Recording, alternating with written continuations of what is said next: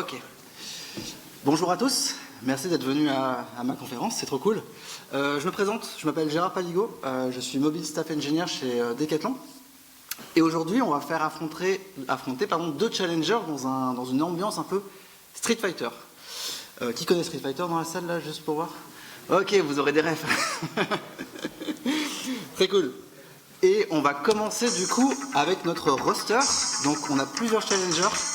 On a sur la ligne duo, on a React.js, Solid.js qui sont deux frameworks déclaratifs UI pour le web. On a, vous connaissez normalement Jetpack Compose, juste à côté. En dessous, on a le petit oiseau noir qui sera du coup SwiftUI. Le petit oiseau bleu que vous connaissez sans doute aussi qui sera Flutter. Et l'HTML5 qui est sans doute le framework UI déclaratif le plus basique d'entre tous. Et on va du coup sélectionner notre premier challenger. Et comme par hasard, si vous avez lu le nom du talk, vous savez que ce sera Jetpack Compose. Jetpack Compose, qui est-il? C'est un framework UI qui est développé 100% en Kotlin. Plus que ça, il fonctionne avec un compilateur, un plugin de compilation. Parce que du coup, Jetpack Compose tout seul, les annotations add-composable que vous utilisez peut-être si vous faites déjà du compose, ne s'exécuteraient pas par le compilateur Kotlin de base. Donc pour ça, il a besoin du compilateur Kotlin. 100% open source. Si vous allez sur androidx/androidx sur Google, sur GitHub, pardon, vous aurez le code source de toutes les librairies de Jetpack, notamment celui de Jetpack Compose. Développé par Google initialement pour Android. JetBrains est venu dire « Hey, c'est cool ce que tu fais, ça pourrait être bien de le faire sur d'autres plateformes. » Et donc du coup, JetBrains est venu apporter une compatibilité sur du web, sur du desktop et sur iOS. C'est pas l'objet de ce talk, mais c'est très cool. Et donc on va choisir notre second challenger. Et suspense, ce sera du coup SwiftUI. SwiftUI, qui est-il? Alors SwiftUI, c'est une librairie qui est développée 100% en Swift. Donc comme Jetpack Compose finalement, donc ça veut dire quoi pour ces deux langages? Ça veut simplement dire que si vous avez une application encore aujourd'hui qui est soit développée full en Java, soit développée full en Objective-C, et que vous n'avez pas encore setup le langage Kotlin ou Swift, vous ne pouvez pas utiliser ces deux frameworks. Par contre, ça veut dire que vous vivez 5 ans dans le passé aussi. Donc normalement, ça devrait aller. Comparé à Jetpack Compose, SwiftUI il est embarqué dans le système. Il est du coup dans chaque version de iOS. On va voir que ça aura son importance. Et il est développé par Apple, pardon. Et j'ai un peu un parti pris. Développé par Apple et pour Apple, parce qu'il ne faut pas déconner, on fait que des trucs pour nous. Et du coup, le nombre de boîtes, à mon avis, qui font du SwiftUI pour macOS, iPadOS, iOS, ça doit être... il doit en avoir plein. Je déconne. Et du coup, ça veut dire quoi? Ça veut dire qu'on a nos deux challengers avec à ma gauche Jetpack Compose et à ma droite SwiftUI. Et on va commencer à les faire s'affronter dans un match à mort. Et on va commencer par quoi? On va commencer par le round 1 qui sont sur les similarités. Donc on va simplement développer un petit counter. Là l'ambiance est direct descendue. Donc j'ai à gauche SwiftUI, à ma droite Jetpack Compose. Et donc j'ai deux compteurs très simples et on va voir un peu comment on se développe avec Jetpack Compose et avec SwiftUI. Avec Jetpack Compose, on a du coup une fonction qui est annotée add-composable. Vite fait là, qui n'a jamais fait de compose? Ah ok, d'accord. Ok, d'accord, donc ça va. Non, je ne devrais pas trop rentrer dans les détails, c'est bien. Très cool. Donc du coup, moi j'utilise ici les artefacts M3. Donc j'ai un floating action button avec dedans une icône qui est un image vector qui est simplement le remove des icônes matérielles. J'ai un content description qui dit que je décrémente parce que c'est important de renseigner ce genre de choses. Et j'ai une callback onClick pour juste être notifié quand l'utilisateur clique sur mon bouton. Je vais mettre ça du coup dans une row parce que je veux afficher les boutons côte à côte. Je mets un autre floating action button.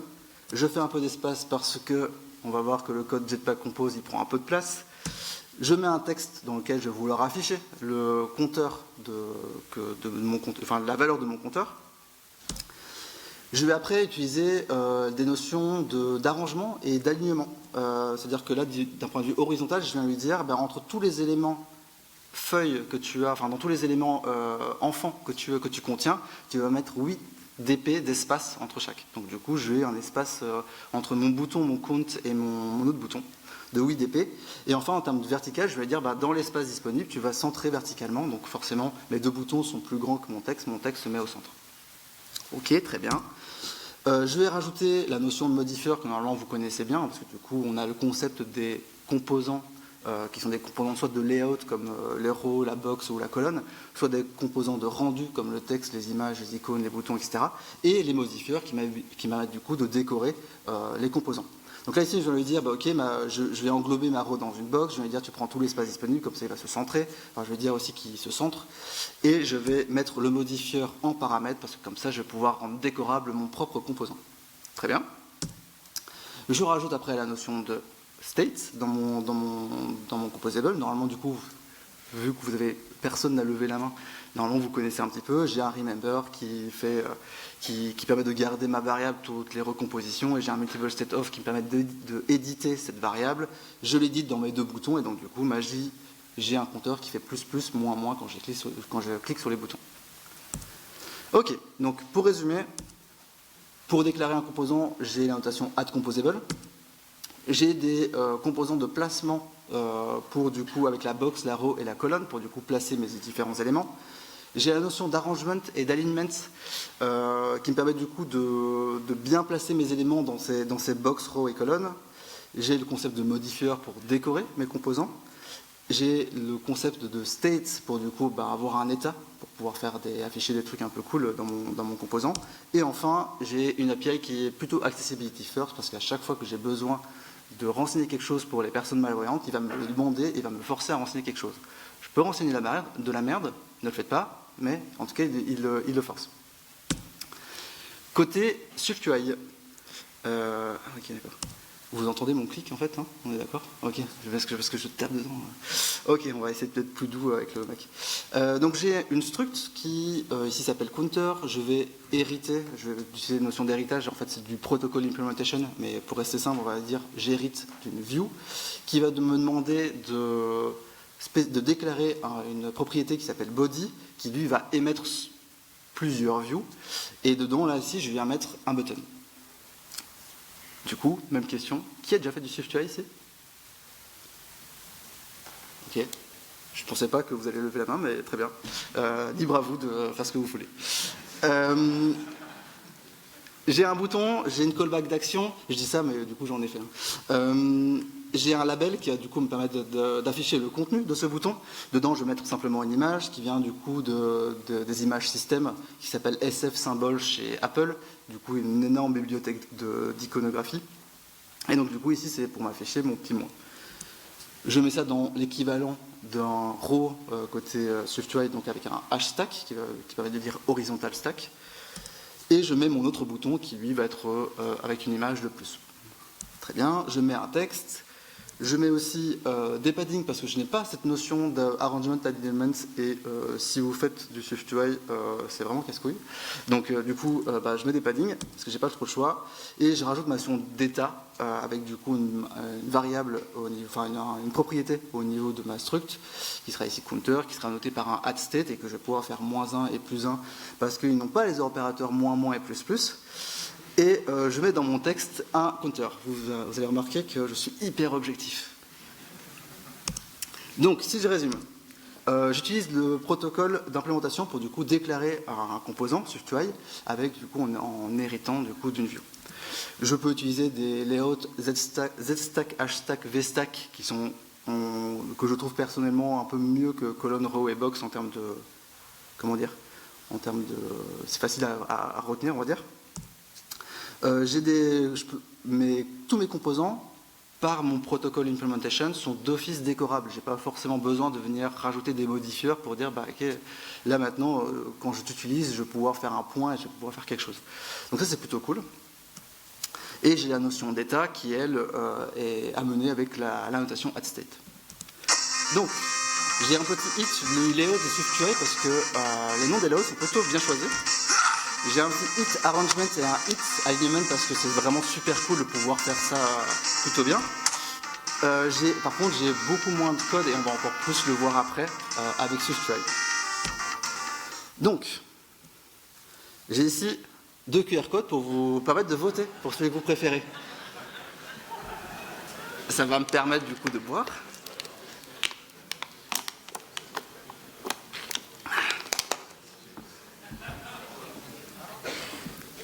Et là, j'aurais dû mettre un compteur de savoir sur combien vous le faites, sur quoi vous scannez. Mais je vais passer à la suite, parce que du coup, il faut avancer. Maintenant, on va voir comment est packagé SwiftUI et Jetpack Compose. Côté SwiftUI, je le disais du coup en début de présentation, c'est packagé avec l'OS. Ça veut dire quoi? Ça veut dire que théoriquement, si on ne fait pas de la merde, c'est censé avoir des performances qui sont plutôt bonnes. Parce que du coup, c'est déjà packagé dans l'OS. J'amène pas les binaires dans mon application pour après du coup devoir les exécuter. Par contre, ça veut dire qu'à chaque nouvelle version de iOS, je vais avoir des nouvelles fonctionnalités dans SwiftUI. Et ça veut dire que je vais devoir attendre que ma version minimale de iOS match avec la feature que je veux. On est tous des développeurs Android, on a tous l'API 21 généralement en minimal, ça nous choque un petit peu. Côté iOS, comment ça se deal en termes de version? Là ici alors je ne vais pas prendre les stats de chez Apple, parce que voilà, parce que là on a du 80% de c'est déjà iOS 16. Dans la vraie vie, quand on prend des stats d'indépendants qui sont plus objectifs, on a du coup ici effectivement iOS 16 avec iOS 16.1 et 0.0 il me semble, mais ça 0 et 1, ouais, du coup je date de 3 mois quand même, mais ça n'a pas beaucoup changé non plus, qui sont prédominants si je prends les 2 versions mineures ensemble. Puis après j'ai quand même beaucoup de iOS 15 et j'ai encore du iOS 14. Et j'ai encore beaucoup de autres qui sont en fait toutes les versions en bas qui en fait, il y en a pas mal. Donc en gros, généralement, je sais pas pour vous, mais à Decathlon, les versions minimales, on est en train de se battre pour que ce soit iOS 13, 14. Et donc du coup, ils peuvent à peine utiliser SwiftUI parce que SwiftUI est arrivé à partir de la version de 13 de iOS. En version expérimentale, ça veut dire en gros, mais pas ça en prod quoi, fais gaffe.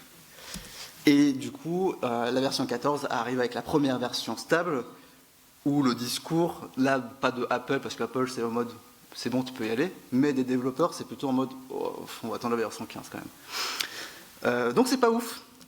Voyons voir comment ça se passe côté Jetpack Compose. Jetpack Compose, c'est merveilleux, parce que c'est libéré. Du coup, ça veut dire quoi? Ça veut dire que si j'ai besoin d'un bug fixe ou quoi que ce soit, d'une nouvelle feature, j'ai juste à mettre la version à jour. Et c'est compatible à partir de l'API 21. Ce qui veut dire qu'en gros, là, ça date de, je pense, quasiment 1 an maintenant. Mais on s'en fout, parce que du coup, on est tous à l'API 21 en général, et que du coup, Jetpack Compose est compatible avec 100% de nos librairies. Avec nos applications. Par contre, en théorie, j'ai des performances qui sont moins ouf que SwiftUI ou que XML, parce que en fait, Jetpack Compose, ça se compare pas spécialement avec SwiftUI, ça se compare plutôt avec l'autre framework UI que vous utilisez, j'imagine encore tous, mais que vous ne devrez plus utiliser parce que voilà. Et du coup, en gros, oui, c'est vrai. Par contre, il y a énormément, vous le savez, je pense que Google le dit à chaque fois qu'ils interviennent pour parler de Jetpack Compose, c'est genre en mode, oui, on y travaille, et si vous êtes en release, ce sera performant. C'est vrai et c'est pas vrai. Ça dépend des cas, on va dire. Cela dit, le packaging, à mon sens, ça reste quand même un gros ayoken dans la face à SwiftUI parce que c'est hyper relou de devoir attendre les nouvelles versions de iOS pour avoir les nouvelles fonctionnalités. Donc je vous laisse aussi, de manière complètement objective, voter pour celui que vous voulez. Et zéro jugement parce que j'ai vraiment pas d'analytics derrière à savoir qui a voté.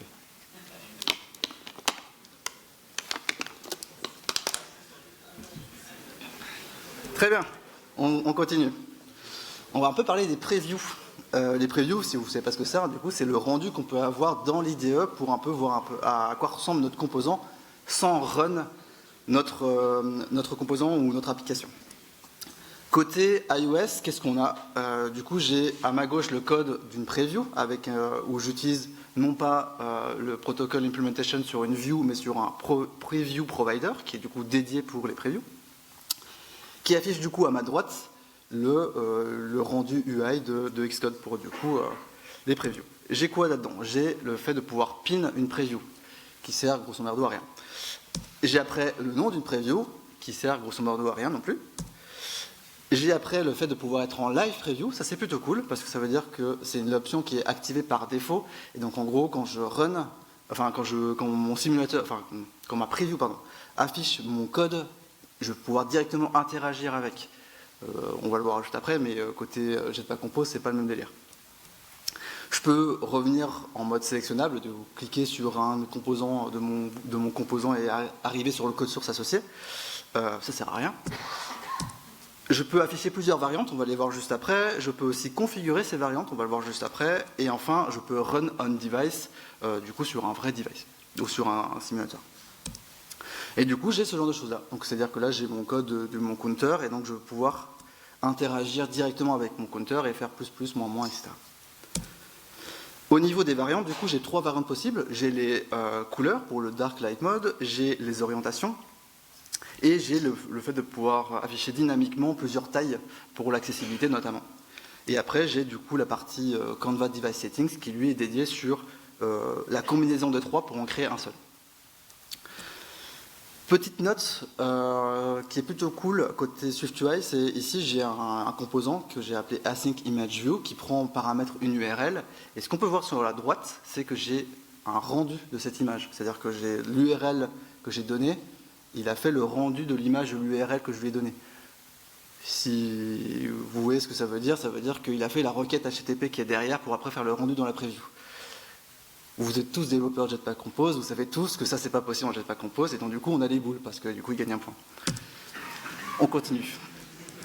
Ça veut dire quoi? Ça veut dire que SwiftUI propose une expérience WYSIWYG un peu pour les previews. Et on peut run ces previews dans le simulateur pour du coup pouvoir interagir un peu plus loin que simplement les previews qui sont affichés dans Xcode. On a aussi une configuration Hascode par contre. Avant la version de iOS de Xcode 13 de mémoire, quand on interagissait avec le WYSIWYG, ça rajoutait le code à gauche. Je trouvais ça trop cool parce que ça veut dire que si je peux le committer, je peux le partager avec mon équipe et on peut travailler sur les mêmes typologies de device dans nos composants. Ils l'ont retiré. C'est toujours là, hein, mais du coup, comme c'est retiré du WYSIWYG et que personne ne sait qu'ils peuvent le faire, personne ne le fait, du coup, voilà. Très bien, pas de jugement. Et Preview n'est pas limité à de l'UI, on peut aller un peu plus loin que simplement afficher des composants, on peut aller dans des requêtes HTTP très basiques. On ne va pas commencer à faire toute une application dans la Preview, mais ça fonctionne plutôt bien quand même. Voilà. Côté Compose, qu'est-ce qu'on a? Côté Compose, on a une notation add preview à rajouter en plus de notre add composable pour dire ok, ce composant-là va être une preview. C'est la fonction par contre ne peut pas avoir de paramètres, sinon du coup il ne sait pas quelle valeur lui donner. Et du coup au niveau du WYSIWYG, enfin au niveau de la preview sur Xcode, sur Android Studio décidément, j'ai quoi? J'ai ici le fait de pouvoir rentrer en mode interactif, donc en fait par défaut on est en mode sélectionnable avec Jetpack Compose, et il faut appuyer sur ce bouton là pour être en mode interactif qui met une plombe à se lancer, et donc du coup personne ne le lance. Et enfin, on peut run on device aussi pour du coup voir le composant sur notre téléphone. Alors c'est tout pour la partie WYSIWYG. Par contre, dans la notation add preview, j'ai plein de paramètres dans lesquels du coup je vais pouvoir customiser ma preview et qui sera du coup versionnable parce que du coup c'est du code et ça c'est plutôt cool. J'essaie de trouver les points positifs où je peux. Du coup j'ai plein de choses là-dedans. Je peux lui donner un nom, je peux lui donner un groupe, ça sert à rien. L'API level, ça sert à rien non plus. Une taille, on s'en fout. La locale, ça c'est plutôt cool. Je peux du coup tester si j'ai des chaînes de caractères qui sont localisées, je peux tester genre en français ou en anglais. ok, pourquoi pas. J'ai le phone scale qui du coup par défaut est à 1, et donc si je veux faire un zoom x2, ben, je le mets à 2. Si je veux faire 1.5, ben, je mets 1.5, etc. J'ai Show System UI qui me permet du coup d'afficher la status bar en haut et la navigation bar en bas d'un réel téléphone. J'ai le Show Background pour afficher un background parce que par défaut c'est transparent, c'est pas ouf parfois. Et j'ai le Background Color qui permet d'associer la couleur que je veux mettre dans le background. Et après j'ai le UI Mode et le Device. Le UI Mode ça permet simplement de dire si je suis en mode dark ou pas, notamment en l'occurrence. Et le Device qui permet de dire bah, ok je veux que tu m'affiches tel type de device dans la preview. Donc par défaut c'est juste j'affiche la preview en mode tout petit, mais j'en ai plein d'autres. J'en ai des références qui sont en bas avec un téléphone de référence, un foldable de référence, une tablette de référence, un desktop de référence. Et après, j'ai tous les autres. Hein. Je peux faire du Wear OS, du automobile, du Pixel, et j'en ai une chier. Hein. Je n'ai pas tout mis parce que sinon, ma slide en ferait plusieurs.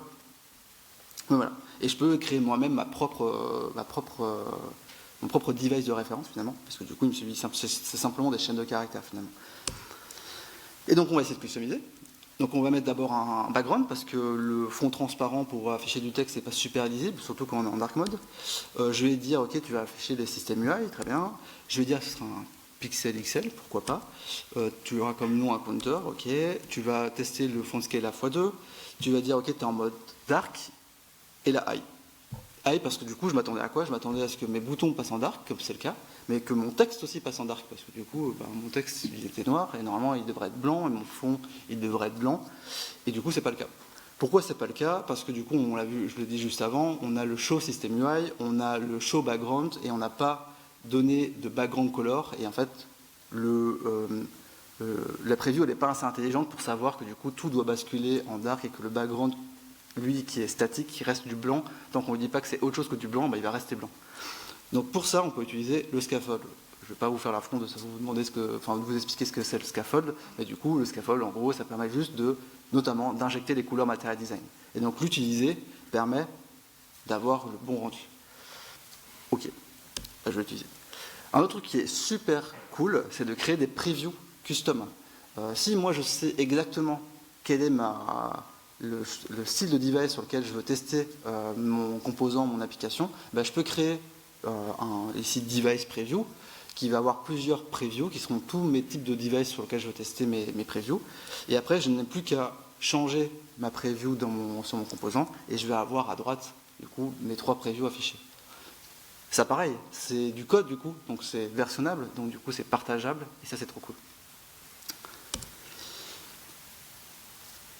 On l'avait vu juste avant, on va passer très rapidement sur ça, parce que du coup, le speaker avatar, moi j'ai une image, vous l'avez peut-être remarqué, mais du coup j'utilise Coil pour faire la partie requête HTTP et je n'ai pas de preview à droite. Donc il y a des solutions, il y a le Local Inspection Mode pour dire, ok, si ce truc-là est à true, ça veut dire que je suis en mode preview et que je peux faire autre chose. Donc là je peux faire par exemple une box qui vient dire, ok, je simule la preview que doit avoir mon composant. Ça veut dire aussi que du coup je maintiens du code qui est dédié que pour mes previews et pour pas bloquer toute la chaîne de composants que j'ai et toutes mes previews. Donc pas ouf. Mais aussi certaines librairies, dont Coil, utilisent Local Inspection Mode en interne pour justement permettre de continuer à afficher les previews. Et donc typiquement si je rajoute un placeholder, là si je lui donne une couleur, mais je pourrais donner n'importe quoi, du coup il va prendre la bonne configuration que j'ai donnée à mon image et afficher cette couleur là. Et en interne, c'est bien le Local Inspection Mode qui est utilisé pour du coup faire le bon rendu. Donc c'est bien, certaines librairies du coup jouent le jeu et fait le taf, d'autres librairies c'est plus compliqué. Donc on résume. Jetpack Compose, pour faire des previews, du coup j'utilise la notation Add Preview. Je peux complètement customiser, genre de manière hyper loin, ma preview avec mes différentes typologies de device, dark mode, light mode, etc. Enfin tout ce qu'on a vu. Je peux avoir des annotations custom pour du coup définir mes propres types de devices que je veux avoir. Par contre, je suis limité à l'UI. Et si je veux un peu me démerder, je suis obligé d'utiliser le Local Inspection Mode pour faire un peu pour pallier à ce problème. Donc, on a un hit multi-preview et un hit customizable qui fait quand même mal parce que c'est plutôt cool de pouvoir versionner ce genre de choses-là. Par contre, le WYSIWYG est plutôt sympa à utiliser et surtout, c'est pas limité à de l'UI. Donc du coup, je peux avoir je ne casse pas systématiquement ma preview avec une requête HTTP qui est derrière. Donc SwiftUI, il reprend un petit peu du terrain là, au niveau des vies. Et je vais vous laisser faire encore une vote avec...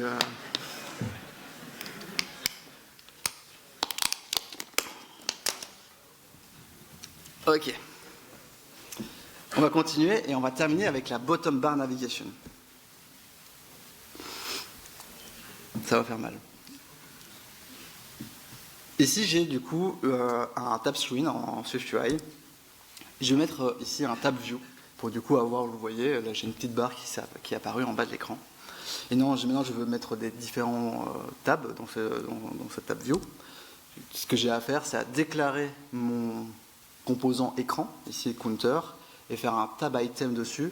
Là ici je mets un label qui permet d'afficher une icône et un texte, et ça va faire le rendu. Alors si vous vous demandez pourquoi j'ai screen agenda dans le label et j'ai agenda dans la preview, c'est juste que c'est la manière qu'a trouvé Apple de gérer les localizables. Et oui, c'est pourri, mais c'est comme ça. Et du coup, par contre, c'est toujours le même counter, mais je pourrais faire d'autres écrans. J'ai juste à faire plusieurs fois, enfin, autant de fois que j'ai d'écran, et simplement, ça va afficher mes tabulations. Et c'est tout. Si vous avez déjà fait la même chose sur Jetpack Compose, vous savez ce qui arrive. C'est juste super simple à utiliser pour le coup. C'est genre, c'était la première fois que je l'ai utilisé sur mon Panda, j'étais en mode, mais c'est ouf. Enfin, moi, je vais devoir le faire après sur Android, et j'ai pas envie. Par défaut, ça match aussi le système design de Apple. C'est-à-dire que potentiellement, vous aurez pu voir cet écran dans une application Apple. Alors, certes un peu plus complexe, mais ça match automatiquement. Par contre, si vous voulez customiser ça, bonne chance, parce que c'est pas gagné. Et clairement, quand vous travaillez pour des boîtes du style D4 qui ont leur propre identité, et j'imagine que c'est le cas de beaucoup d'entre vous, bonne chance. Ok, on va voir la même chose avec Jetpack Compose. Donc ici, j'ai un bottom navigation screen. Je vais mettre mon scaffold avec mon bottom bar. Je déclare ma navigation bar, et donc j'ai bien aussi la bottom là qui s'affiche en bas de ma preview. Très bien.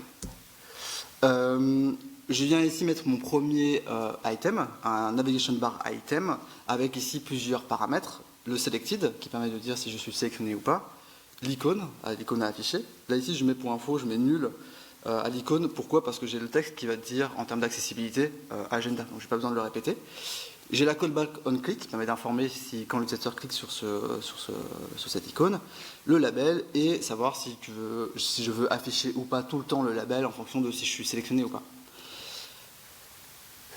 Alors déjà, je prends déjà tout l'écran, j'ai encore rien fait. Et ça veut dire quoi? Ça veut dire qu'ici j'ai une variable selected parce que je comprends que c'est moi qui vais devoir gérer si je suis sélectionné ou pas. J'ai une callback on click, donc je comprends que c'est moi qui dois devoir gérer l'item qui est sélectionné, en gros récupérer cet événement-là et puis sélectionner le bon item. Et donc du coup, pour ça, je suis obligé d'utiliser Navigation Compose. Yeah! Navigation Compose, normalement vous connaissez parce que du coup c'est à peu près de la même manière que c'est ce qui est poussé par Google, mais c'est aussi de la même manière que c'est utilisé dans l'écosystème XML. J'ai un nav host, alors ici je contiens des composables, le nav host contient le nav controller qui va me permettre de naviguer. Du coup mes composables ont accès à ce nav controller pour naviguer, et du coup ce nav controller connaît tout le graphe de navigation pour du coup naviguer. Ok. Très bien, du coup, pour implémenter ça, je vais d'abord implémenter mon nav host avec ici mes composables de mes différents écrans, donc agenda, speaker et info, j'ai mis juste des textes. Je définis des routes, donc ça fonctionne un peu ce qu'on pourrait voir en très très gros dans des technologies web, donc en format route quoi. J'ai une start destination au niveau du nav host pour dire par défaut tu vas ouvrir tel écran, donc ici agenda, et je lui donne mon nav controller pour qu'il ait accès aussi à toute cette navigation. Ok, on va faire de la place.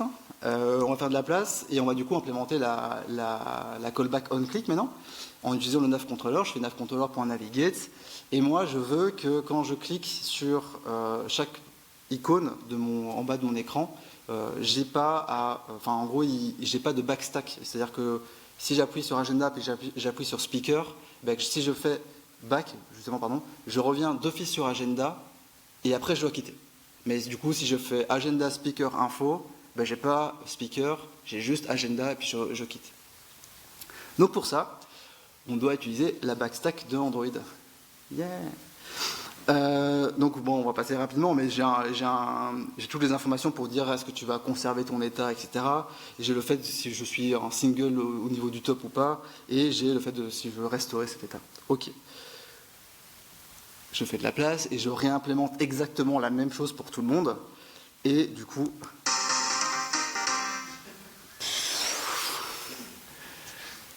Là, le Jetpack Compose, il est un peu à terre. Mais... Bon, on va essayer d'un peu le remettre d'aplomb.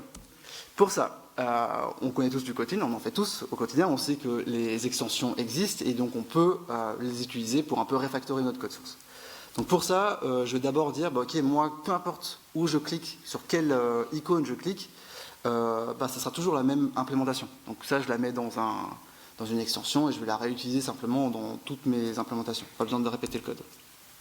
Et après, ma bottom navigation item, pareil, j'ai juste besoin de savoir quel est le label, quelle est l'icône, la route, et puis basta. Moi, le reste, c'est toujours pareil. Donc pour ça, j'implémente mon navigation bar item, je donne tous les paramètres qui vont bien, et ça fait le taf. J'ai juste pas du coup implémenté ici le fait d'être sélectionné ou pas, avec le selected qui pour l'instant toujours à false. Pour ça, alors grosso modo, je fais quoi? Je regarde, j'écoute ce qui se passe dans la backstack avec un state de compose. Je récupère la destination au top de cette stack et je vais regarder si mon screen courant de mon tab est égal à ce truc-là. Donc c'est ma ligne selected. Ok, c'est un peu complexe, c'est pas super lisible, mais au moins je le développe qu'une fois, je le mets là, puis j'y touche plus. Et donc du coup, à l'usage, je n'ai plus que ça. Ok. Donc, si on résume, on a besoin de se soucier nous-mêmes de la navigation. Et clairement, ça peut prendre du temps. Surtout si vous avez des navigations un peu complexes. Là, on est sur un exemple ultra simple. Mais si vous avez des trucs un peu dynamiques ou quoi, machin, ça va être l'enfer.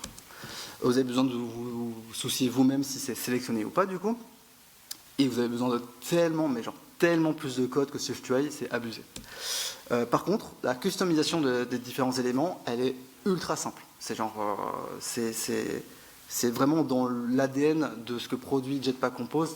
Si je veux modifier précisément ce truc-là dans mon bouton, dans mon tab, etc., je peux le faire. Et, bon, il faut trouver des points positifs. Je peux refactorer pour avoir quelque chose de plus concis. Bon, là, pour le coup, on prend cher. Là, on prend cher. On a un petit miss sur la navigation et on a un petit hit sur la customisation qui fait pas super mal. Et par contre, juste le easy to use, il fait super mal. Allez, on met un petit i sur le refactoring parce que on va essayer de choper des points. Mais, ok. Vous voulez revoter? On va revoter. Allez-y. Ah zut, il s'est barré. Bon vas-y, on passe à la suite. Ok.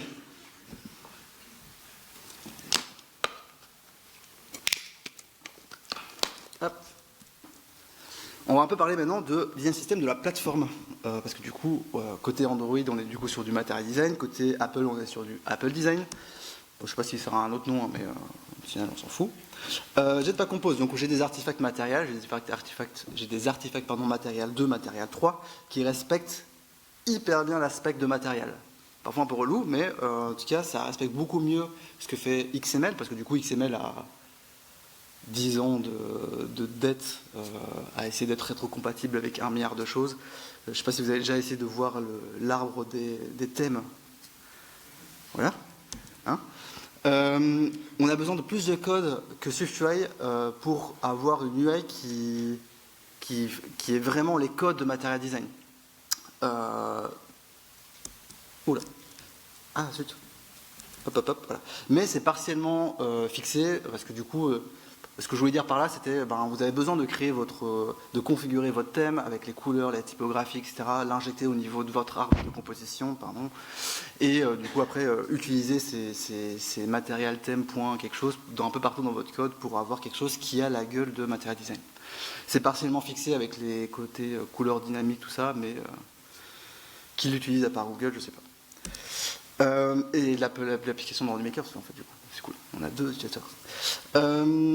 Par contre, du coup, c'est un vrai... tout ce que je vous présente là par rapport à Jetpack Compose, et que ce soit les bonnes choses et les moins bonnes choses, c'est des décisions qui sont complètement assumées de chez Google, notamment pour les enjeux de multiplateforme.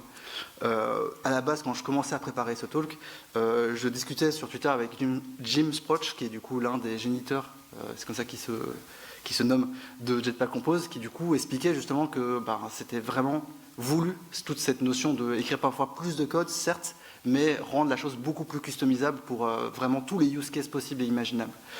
Et notamment pour aussi du coup fit avec les besoins du desktop, du web, de iOS, etc. Ok. Côté iOS, côté SwiftUI, pardon, on a du coup c'est super simple à utiliser, ça respecte tous les composants, respecte le design de Apple. C'est difficile d'écrire une UI qui est mal faite. Alors, j'y suis parvenu parce que je suis une quiche en design, mais de manière générale, les composants sont quand même la gueule du design system d'Apple et donc du coup ça fit plutôt bien. On est compatible avec tous les OS de Apple, je l'avais déjà dit. Par contre, on ne peut pas utiliser du coup SwiftUI sur des plateformes externes et donc c'est forcé. En fait, c'est du coup assez logique finalement que SwiftUI est plus ancré, a plus la patte d'Apple, génère plus de choses qui sont compatibles avec l'écosystème Apple parce qu'il ne doit être compatible qu'avec lui-même, donc forcément ça aide. Et donc du coup ici on a 2 hits là qui font plutôt mal et qui finalement mettent nos 2 challengers à terre. Ok. Donc là ils sont pas bien tous les deux et ils vont bien trouver quelque chose pour les départager.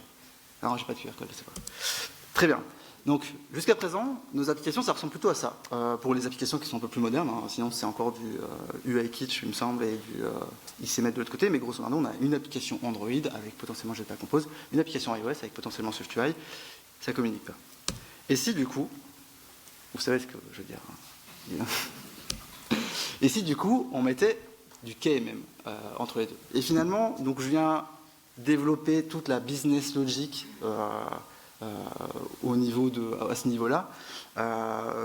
J'arrive à convaincre mon équipe iOS de faire du Kotlin, ça va bien se passer. Je leur dis qu'ils pourront quand même faire du iOS spécifique dans le coin, dans l'heure actuelle, si vraiment ils ne sont pas contents. Et surtout, je leur dis qu'ils pourront faire du SwiftUI, c'est trop bien. En tout cas, on ne va pas leur retirer ça. Parce que finalement, selon moi, l'un des gros problèmes des frameworks cross-platform qu'on connaît aujourd'hui, du style Flutter, React Native, etc., c'est justement d'avoir une seule codebase qui fait de bout en bout, donc du business logic jusqu'à l'UI, et qui va du coup avoir une expérience qui sera soit trop iOS, soit généralement trop Android, parce que Flutter, ça fait du matériel, grosso merdo. Et donc ici, finalement, la solution c'était pas ça, c'était juste de dire on va utiliser des solutions cross-platform pour que la business logic soit partagée et on laisse faire du Jetpack Compose pour Android et du SwiftUI pour iOS. Merci beaucoup de m'avoir écouté. Avant de vous quitter, je vous donne juste quelques références. Tout ce que je vous ai présenté là, j'en ai écrit un article de blog sur Medium. Donc si vous êtes curieux, vous pouvez le lire, je rentre un peu plus dans les détails. Il y a 2-3 autres articles de blog juste après qui font aussi un comparatif entre les deux. J'aime beaucoup, pas que les autres soient pas bien, mais j'aime beaucoup. J'aime beaucoup celui de Michael Long, qui est en fait un développeur iOS, qui fait du coup, qui fait l'inverse de moi, et finalement sa conclusion c'est quoi? C'est de dire que Jetpack Compose c'est mieux que SwiftUI. Donc je l'aime bien.